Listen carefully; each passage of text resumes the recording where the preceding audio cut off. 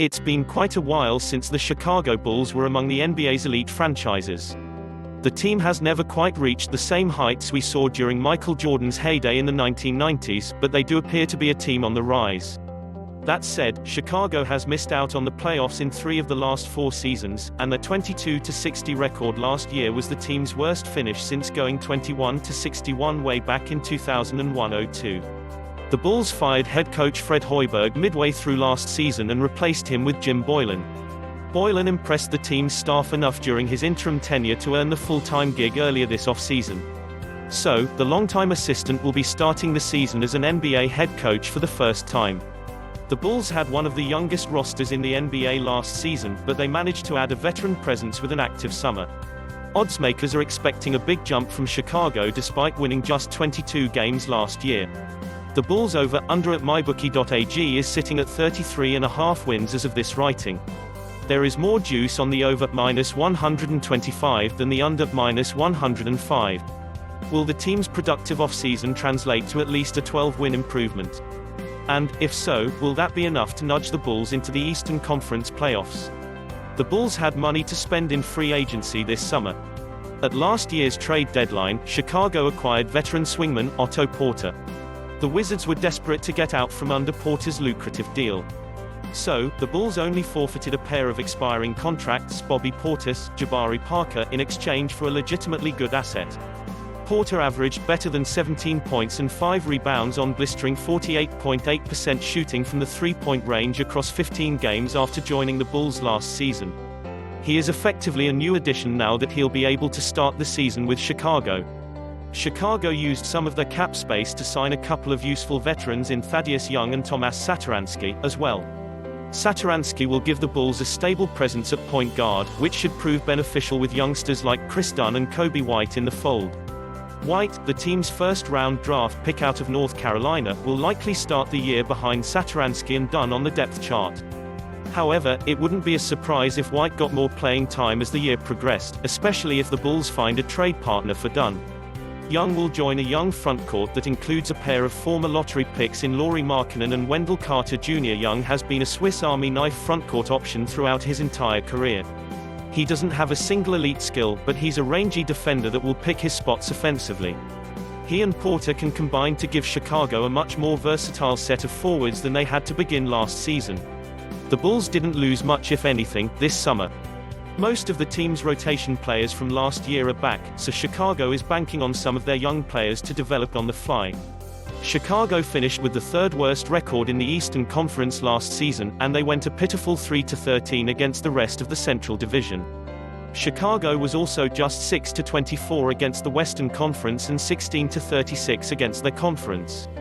The Bulls did show some signs of life later in the season after the acquisition of Porter, but they ended the season by losing 8 of their last 9 games overall. As it stands, I think the Bulls can give the Pistons a run for their money for 3rd place in the Central this year.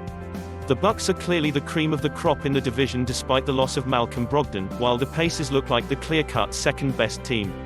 Detroit was able to sneak into the postseason last year, but they weren't an overly impressive team overall. The Pistons falling behind the Bulls this season wouldn't be a major surprise, but I would still expect both teams to be better than the bottom-feeding Cleveland Cavaliers. I see plenty of reason for optimism in Chicago. The roster features 3 prominent young players in Zach LaVine, Lauri Markkanen and Wendell Carter Jr. LaVine has plenty of work to do defensively, but offensively he is quickly becoming one of the most well-rounded scorers in the game. The UCLA product averaged a career-best 23.7 points per game across 63 games last season, while shooting better than 37% from a distance. He may never be the best player on a championship-caliber team, but the 24-year-old does look like a building block type of talent. Markkanen will be expected to make strides in his 3rd pro campaign. Injuries limited the Finn to just 52 games a season ago, but he was productive while he was on the floor.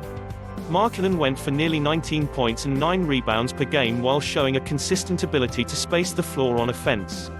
He's another guy that doesn't necessarily look like a top-notch defender, but he's a big body with decent mobility. The physical tools are there. It's just a matter of being able to apply them. Carter played just 44 games as a rookie, but he also showed flashes of greatness. Carter blocked better than a shot per game in only 25 minutes per outing, along with averages of 10.3 points and 7 rebounds.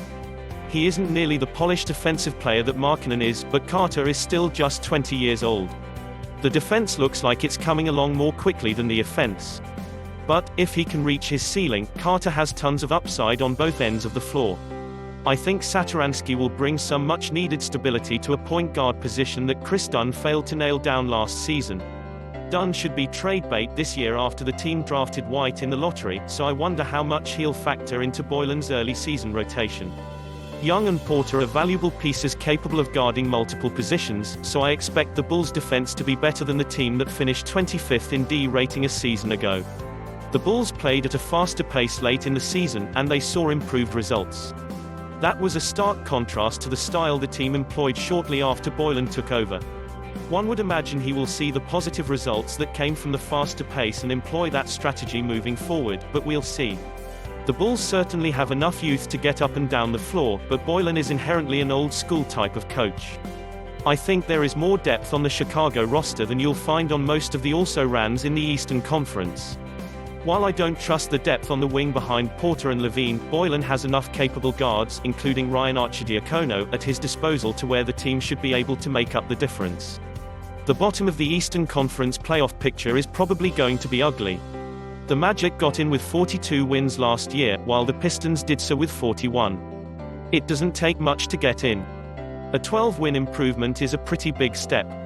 It's tough to trust a team with this much youth, but in the end, I think depth will prove instrumental in the Bulls' hunt for a playoff spot. There are a lot of easy wins to be had, considering how bad the bottom of the conference is. The Bulls are good enough to get into the playoffs in the weaker conference, so I'm comfortable with taking the over on 33 wins. The young players will continue to improve, while the new additions should provide some stability. Subscribe for the latest on NBA updates.